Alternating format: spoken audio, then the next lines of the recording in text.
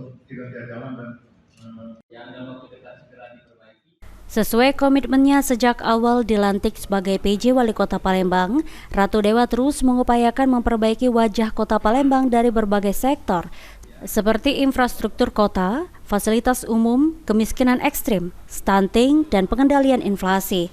Dikatakan PJ Wali Kota Palembang Ratu Dewa untuk memastikan upaya memperbaiki wajah Kota Palembang, rapat evaluasi tahap pertama bersama seluruh OPD sudah dilakukan.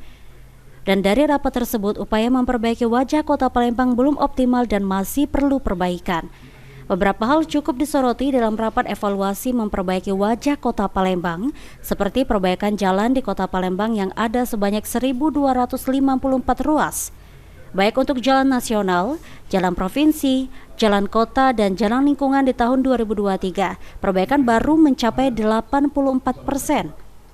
Sementara untuk lampu jalan di Palembang yang terdapat 52.125 titik, baru diperbaiki 4.800 titik di 2023. Dari total yang rusak di angka 7.022 titik. Sebenarnya kalau wajah kota, kalau saya belum optimal ya, masih sangat belum optimal, masih perlu lagi perbaikan, khususnya penataan 3 hal tadi. Penataan 3 hal tadi masih banyak lagi. Sandi Pratama, PAL TV.